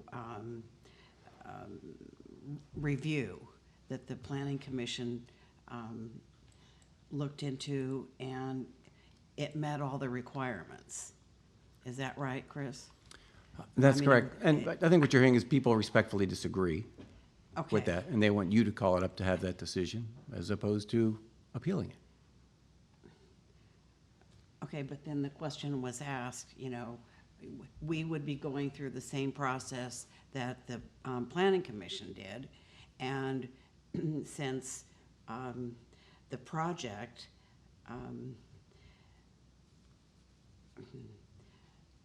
plans meet all of the requirements, then it sounds like we would be coming up with the same solution or the same recommendation that the Planning Commission did.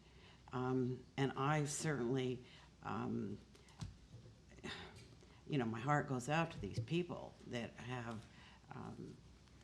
the possibility of people looking down on their property. But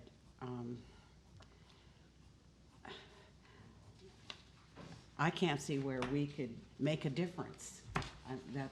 I'm sorry, I just don't think that we could make a difference. And I'm not willing to call it up right now. I mean, I just, I would like to see if the developer would even consider reversing the plan, putting the office in the back versus the truck. But how do then you do that without calling it up? How do you let the planner know how serious we are and how important this is? So I think, is that, I don't know, let's call him right now. well, so what I'm picking up from Mary Beth is that, and one, like, in local government 101, planning commission makes a decision, our city planner comes to us and says, this is the planning commission's decision. People come opposed to the decision, wanting to appeal the decision. I'm understanding that, that an appeal costs money. So they're asking that we would call it up and like review it, right? Without an appeal that would cause somebody to, whatever the fee is, for us to take a look at that. We would have a chance. We would have a chance to then speak with the developer at the time. We would, and that's like a thing that happens in local government, right? There's a planning commission decision. Sometimes we like, well, we're not sure about that. We like to hear the information ourselves. Maybe it's the same decision. Maybe it lands in the same spot. But that's what city councils get to do. So the next question, would someone like to call back from the very decision when we do it this for every single one, does any would like to call this up? And have a further discussion about it. If I call it up, what does that entail? What was the next step after that? The call-up would require a vote, and it would require a majority vote for it to then be scheduled for what's called the de novo hearing, which is a hearing. It's a land use hearing. It will be a quasi-judicial hearing, which means people will submit evidence based to justify their arguments on the code and the record. You'll be applying that evidence to the code. I think it's important. There are disagreements about how the code is applied, but this isn't a question of a policy issue. This is this is where you're acting as a court, weighing evidence and applying to criteria. The developer will come and make their case. We'll take testimony from the community on the criteria specific to this particular project in the code, and you'll either, I suppose, reverse, uphold, or remand the decision. I haven't called anything up in a while on this, but it is a land use decision. If there's not a majority vote, then to support a call-up, then the Planning Commission's decision will stand subject to an appeal. If it is appealed, it will be appealed to the City Council, and it will then be subject to review by LUBO, which is the State Land Use Court of Appeals. And your decision would be subject potentially in that scenario to appeal either by the developer or by the appellant, the people filing the appeal. And then it moves on up the chain of command from there on to the various courts. Is that a good summary, Chris? Did I miss it? It's been a while for me since I've done this. So yeah, that's the summary that gets us to the end. And is that the only way to get a message to the developer that we want them to review? Oh, as is the right messages are one thing. They have an approval from the Planning Commission as it stands today. They have a conditional approval that they receive through the PC. If that comes up and it's modified, there will be a new approval, a new development order that rides with it. And subject to a LUBA call-up, which is the Land Use Board of Appeals, that would be the final decision of the city. And if it's not appealed here, the final decision of this, if it's not called up by yourselves or appealed, the final decision of the city, as with all the other decisions that they've made, would reside with the Planning Commission. So step one, if someone would like to call it up, then we'll vote whether we want to call it up or not. And if we vote for it, then we have the additional hearing, or people appeal it and we have the same hearing. That's correct. It sounds like either we appeal it or they appeal it. Yeah, well, I want to call it up. Okay. So do we need a second for that? You do. You need essentially that's a motion to call up. You would need a second to the motion. Do I hear a second? I'll second it. All right. Okay, it's been moved and second to call up the Planning Commission approval of design review for property line adjustment and variance application for Pacific Valley Apartments. We'll have a roll call vote.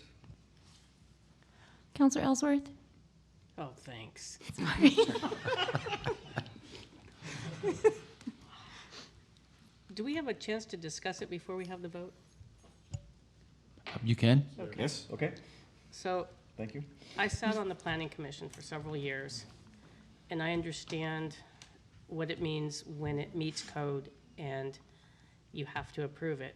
If I understand it correctly, about the only thing that we can actually say no to is the variances, because like Councilor Schaub said, we have to apply the same standard. And if our code says blue house and you want to paint a blue house, we don't have much choice. If the code says blue house and you want to paint a red house, that's a variance. Then we have some leeway. Based on my experience on the planning commission and knowing about the only variances that the only things that we could really impact would be the parking, the arborvitae versus a wall, and I think the arborvitae is better than a wall, and a couple other minor variances that were in our report. I don't feel that we would come up with a different standard to apply. So for those reasons, as much as I really feel for the people behind or in front of me, I'm gonna have to vote no, but I do hope that Chris can go and talk to the developer and bring up the concerns. They are not binding. I understand they're not binding. But, so for those reasons, I'm unfortunately gonna have to vote no. I have a question. Actually, point of order, we're probably, Yeah, we're in the middle of this, we need to kind of complete this. But, Counselor Cornwell? Yes. Counselor Carney? Yes. Counselor Schaub? No. We have a tie vote. You have a tie vote. The mayor votes. Mayor votes yes. Mayor Swenson? Yes. He said yes. All right. Motion carries. If you don't mind, because I know there's some people here in the audience, so barring something very odd, and assuming we have room on a calendar, I could have this back to the city council for your November 12th meeting. We have to be aware of 120-day clocks, which is one of the many clocks we deal with at the land use level, which essentially says, according to state law, we have to finalize, including all options for appeal, all land use items that come before us within 120 days of the day they're complete. Their clock runs out until the end of December, so we have a little bit of time. But again, just in case something happens, I would really like to get it in front of you on the 12th, if there's time for it. I think that's easily doable. And Chris, one of the things I'd say too, just clarify that the comments tonight were not considered testimony or evidence for the purposes of considering this. So people who want to come say it again, you should come say it during the hearing so that it is on the record. But I want to be clear that your comments tonight, although much appreciated, won't stand as part of the record on the hearing. Then the other thing I want to tell the council is this will be a quasi-judicial hearing, which means you'll be subject to ex parte contacts. And so I know there's people who would be passionate about the issue, planning commissioners potentially, and residents, and even yourselves, but this will be an ex parte contact kind of concern of an issue, not to hear evidence or obtain evidence prior to the November hearing, so that we can be impartial in the application of the code. Is that Chris? Does that sound? Yes, I think that's that way. We'll say Chris from advice. sending out that little notice he likes to send out saying ex parte warning. Yes. So in short, I like to repeat that. So ex parte is we are not to engage in conversations with You can't be anyone subject about to this. testimony or potential evidence that is submitted to you as decision makers by anybody other than staff under the law prior to the hearing. That can only be conducted during the scope of the hearing. Right. That evidence are submitted during the scope of the hearing so that it can be established as part of the record and that you can weigh that evidence. Obtaining evidence outside the, if you will, judicial hearing process would potentially be grounds for an appeal, or even an opportunity to have you removed as a decision maker from the whatever side is. And you specifically included the Land Use Planning Commission itself. We're not to have Well, conversation. so yeah, commissioners may want to weigh in on it. In fact, they may come to the hearing and tell you But as you're in the- appointed. in the public hearing hearing. is fine. Right, they can do it in the hearing, but if they call you up, and I would say, I would be an ex parte contact. So try to, just wait for the November hearing to resume any conversations about this matter. Chris, anything else? If I may, this kind of helps people who may not be available on the November 12th meeting as well, or they want to kind of, maybe it makes it easier to kind of lay out the issues and options that people have out there. Mike, I'll set up some more cards out front, but for people who want to submit testimony, you can get it to me, and I'll make sure it gets entered into the record. So you can for submit, everyone to yes, see. for the audience or people watching this meeting tonight who want to Right. participate in this. You Yeah. can submit written testimony to Chris prior to the hearing, and it will be included in the hearing, and you will be will become part of the record. Right, So right. if you I'll can't include make it that in. November meeting, if you have to work, or Yeah, and I'll share all of that with you. an email would Sorry. work fine. Okay, well, I'd like to thank the people who came. Thank you for participating in local government and democracy. I always like to point out that, that this is how it works. And so thank you very much for having the courage and and presenting us with reasoned arguments to state your case. Thank you very much. If you'd like to stay, we have city's administrator's report and our mayor and council reports to finish up the meeting. Or you're free to leave as well. Thank you. I've been waiting so long. Thank you, Mr. Mayor. Oh, this is the most exciting part of the meeting.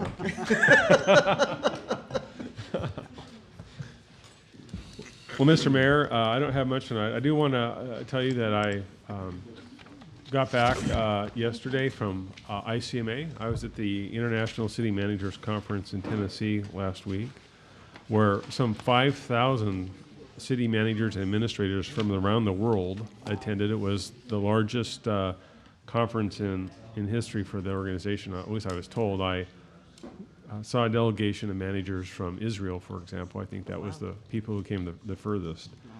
And it was a pretty good session. I attended all the opening speakers conference, and I also attended sessions on diversity and taxes and finances and things like that. It was worthwhile, and I'm glad that I went. When I got back, I had this little notice right here on my desk. It said that we're sending out notices to people who have debris, and it says bracket leaves accumulating in public rights-of-way adjacent to their properties. And some of these are creating hazards for vehicles and pedestrians and other folks that we don't want slipping and falling. And it's also a violation of city ordinance to do so. So we'll be posting some of these and trying to get the word out in e-blast and otherwise that people should take their leaves and other yard debris this time of year to Legion Park, starting October 26th to December 28th, which is where will be the leaf drop-off this year, as opposed to the old site, which is now our newly paved parking lot. We would like you not to dump them there. But Legion Park, and we'll be sending notices out to people asking them to clear their right-of-way if they've accumulated too much stuff. And that's all I have, Mr. Mayor. And I'll tell you more about the conference if you're interested. Question, does that, you got the notice that means you weren't raking your leaves? I'd like to plead the Fifth Amendment on that particular question, Mr. Mayor. I can either confirm or deny Fire away, that, Counsel. in Fire fact, away, Counsel. the notice has my name on it. I have strategically blacked out sections of this to protect it. But thank you for asking. That's all I have, Mr. Mayor. Okay. Councilor Gordon? I'm looking forward to Saturday, and our meeting. Nothing to report, thank you. It's been an interesting evening. It has been, it's a good day to be in the city council. Nothing to report. Nothing to report? I'll just echo the Love Inc. banquet. A number of us attended. Yes. And so it's just exciting to see this. I mean, they have a number of things going on, one of which is the partnership with us, but also starting a thrift store that's on 99E, and their kind of plans for an overarching organization that can address larger problems, many of the ones that we hear about here. So that's all I have as well. So I entertain a motion to adjourn. So moved. So moved. It's been moved and seconded. Aye. Meeting adjourned.